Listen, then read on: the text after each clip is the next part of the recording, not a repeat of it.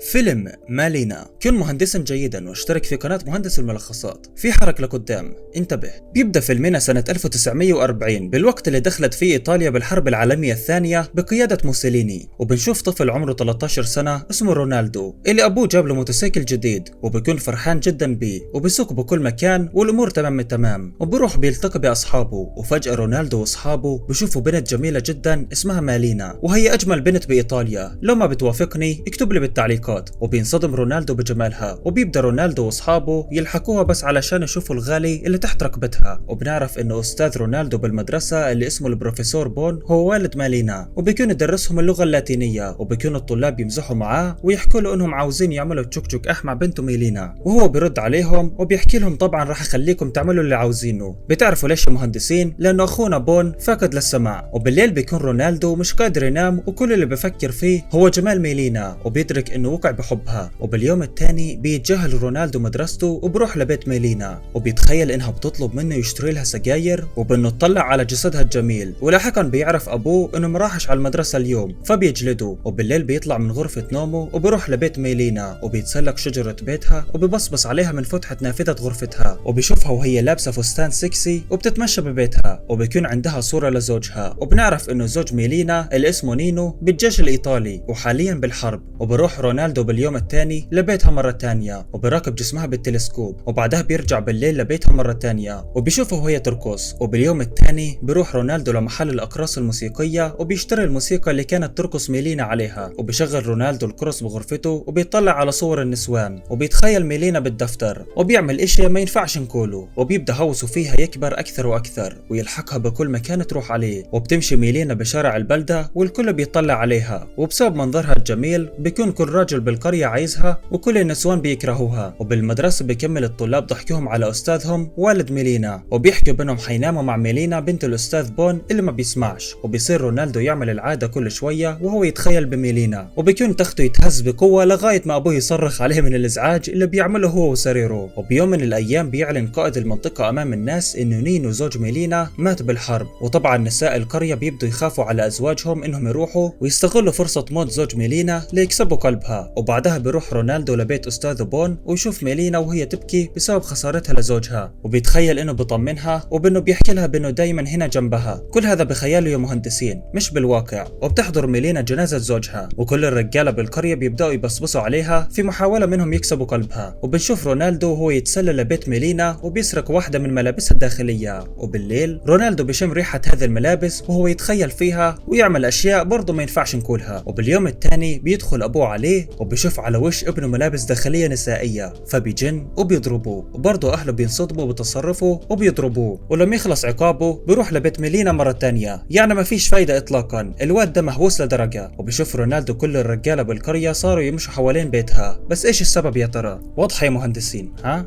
واضحة. وبالمدرسة بتوصل رسالة للأستاذ بون بيكون مكتوب فيها إنه بنته ميلينا بتعمل تشوك أح مع عدد من الرجالة بالقرية. وبالليل وللمرة ال100 بيرجع رونالدو ليبصبص على شباك ميلينا، وبينصدم لما يشوف أحد الملازمين ببيتها. ولكن شو بيعمل؟ أكيد تشوك أح، مش محتاجة اتنين يتكلموا فيها يعني. ولما يطلع الملازم من بيتها بيلتقي فيه طبيب أسنان القرية اللي بيكون رايح على بيت ميلينا، وبيتخانق الاتنين لما يعرفوا إنه ميلينا بتخونهم مع بعضهم البعض. وبينتهي القتال لما تيجي زوجة طبيب الأسنان ومعاها الشرطة، وبتروح ميلينا لبيت أبوها بون وبتحاول تفتح الباب، ولكن الباب ما بيفتحش. في إشارة من أبوها بون إنه مش عاوز يشوفها مرة تانية بعد ما عرف إنه بنته شمال. ولاحقا بيتم استدعاء ميلينا للمحكمة بتهمة الحاجات الشمال واللي اتهمتها فيهم زوجة طبيب الأسنان. وبتدافع ميلينا عن نفسها وبتحكي إنه طبيب الأسنان أجى لبيت أبوها ليداويه وشافها هناك وبينهم ما عملوش أي حاجة. وبيسأل القاضي عن علاقتها بالملازم، بس ميلينا بتفضل إنها ما تعترفش. والغريب إنه القاضي ما بيجبرهاش تجاوب وما بيهتمش. طيب ليه سألت أصلا يا ابن الغبية؟ وبالآخر بيتم إطلاق سراح الملازم، وبيدافع محامي ميلينا عنها بكل قوة. وبالآخر بقرر القاضي براءة ميلينا، وبيحتفل محامي ميلينا معها بالرقص ببيتها، وبتدفع له فلوس دفاعه عنها بالمحكمة، ولكنه بيرفض لأنه عاوزها تدفع له بطريقة ثانية. وبيكون رونالدو يراقبهم من فوق الشجرة كعادته وبيسقط على الأرض بالآخر. وبقرر رونالدو يتجسس على المحامي، وبيكون المحامي رايح عند أمه ليطلب منها تسمح له إنه يتزوج مالينا، ولكن أمه بترفض بغضب لأنها عارفة سمعة مالينا السيئة. وبتبدأ مالينا تصير فقيرة أكثر وأكثر بسبب موت زوجها، حتى إنها بتاخذ الأكل من الرجالة بالشارع كالمتسولين، والمقابل كلنا عارفينه جسدها ما فيش كلام. وفجأة بيتم قصف البلدة من من القوات الألمانية، مما يؤدي إلى تدمير عدة مباني اللي بيموت بسببه بون والد ميلينا، وبهيك بتخسر ميلينا زوجها وأبوها. لك حتى بجنازة أبوها الشباب أكلوا جسمها بعيونهم، وبالليل بتقرر ميلينا تقص شعرها وبتصبغه بالأحمر، وبهيك بيتغير مظهرها. بس هالشيء بيزيد الأمور سوءا، لأنه الرجالة كلهم بيصفنوا فيها أكثر وأكثر، والنساء بينظرن إلها نظرة احتقار. وميلينا ما بيكونش أمامها خيار تاني لتجيب فلوس إلا أنها تستعمل جسمها بالحرام. وبيحتل الجيش الألماني المدينة، وبتبدأ ميلينا تقدم لهم خدماتها الأحية برضو. وبيتخيل رونالدو الأشياء اللي بتعملها ميلينا مع الرجال الألمان، فبيغمى عليه. وبيظن أهل رونالدو أنه رونالدو مصاب بمس شيطاني ولازم ياخذوه للكنيسة ليتخلصوا من هذه الشياطين. ولكن بيفهم أبوه لاحقا أن ابنه بيعاني من الكبت الجنسي، فبياخذه لبار ليفك محنته. وهناك رونالدو بيعمل التشوك أح مع واحدة من البنات الشمال اللي بيتخيلها ميلينا. وبهذه الليلة رونالدو رسميا أصبح رجل، وبتخسر ألمانيا بالحرب وبتغادر المنطقة، وبحل محلهم القوات الأمريكية المنتصرة بالحرب. وأهل القرية بيرحبوا فيهم، وبتعصب نساء القرية من ميلينا اللي كانت تقدم خدماتها القذرة للألمان، وبيهجموا عليها وبيضربنها بقسوة، وبمزقن ملابسها وبقصن شعرها وكأنها قمامة تماما. وبتبكي ميلينا بحرقة بس محدش بيساعدها. وباليوم الثاني بتقرر ميلينا تغادر قريتها بالقطار بدون عودة، وبشوفها رونالدو من بعيد بحزن، وما بيكونش عنده الجرأة انه يتكلم معاها. وبعد عدة ايام بينصدم الجميع بعودة زوج ميلينا نينو، وما بيكونش ميت مثل ما تم الاعلان عنه، وبيكون خسر ذراعه بالحرب ورجع ليشوف مراته. وبشوف بيته تم تحويله لملجأ للناس اللي خسرت بيوتها بسبب الحرب. وبيروح نينو ليشوف صحابه اللي بيسخروا منه، وما بيكونش حد منهم راضي يحكي له فين مراته، وبيحكي له انه مراته ما خلتش رجل بالقرية يعتب عليها. وبالليل رونالدو بيعطي رسالة لنينو عن مراته ومكانها، وبيحكي رونالدو انه ميلينا كانت وفية لزوجها نينو، وبنها بتحبه جدا وعمرها ما فكرت تخونه، وبانه الرجالة بالقرية كذابين. وبيحكي له انه اخر مرة شاف ميلينا كانت رايحة فيها على مدينة ميسينا. وبيروح نينو على ميسينا ليلقى مراته، وبتمر سنة كاملة، وبصير رونالدو شاب مراهق وبتكون عنده حبيبة. وبينصدم اهل القرية لما يشوفوا فجأة نينو ومراته ميلينا بيتمشوا بالشارع، وبيلاحظ الكل انه ميلينا اصبحت ابسط وملامح الجمال راحت منها. وبيكون رونالدو مش قادر يصدق اللي شافه، وعلى الرغم من انها خسرت جمالها الا انه نسوان القرية لساتهم بيحدقوا فيها. وبتشوف النساء اللي هاجموها اخر مرة ببيتها، بس هالمرة بيعاملوها بلطف واحترام. وبيرجع رونالدو لعادته القديمة بالتجسس على ميلينا، وبيساعدها بجمع حبات الفواكه اللي سقطت من كيسها. ولأول مرة رونالدو بيحكي لها حظا جيدا سيدة ميلينا، وبيركب السيكل تبعه وبيطلع وراه وبيحكي من كل البنات اللي طلبوا مني اني اتذكرهم، البنت الوحيدة اللي تذكرتها هي البنت اللي ما طلبت مني اني اتذكرها، وهي ميلينا. وبهالنهاية بيخلص فيلم اليوم. لو عجبك الملخص يا صديقي وحابب انشر ملخصات مشابهة، اشترك بالقناة يا صديقي، فعل زر الجرس، اترك لايك للفيديو لتدعم نمو القناة واستمرارها، وما تنسوش تعملوا متابعة على صفحة مهندس الملخصات على الفيسبوك واللي حيكون رابطها بالوصف. وبرضه ما تنسوش تتابعوا صفحة وسكر على الفيسبوك اللي بنشر عليها بثوث مباشرة للألعاب على الساعة 10 كل ليلة. وبس بشوفكم على خير يا مهندسين بالملخصات القادمة. كان معكم اخوكم عرسان من قناة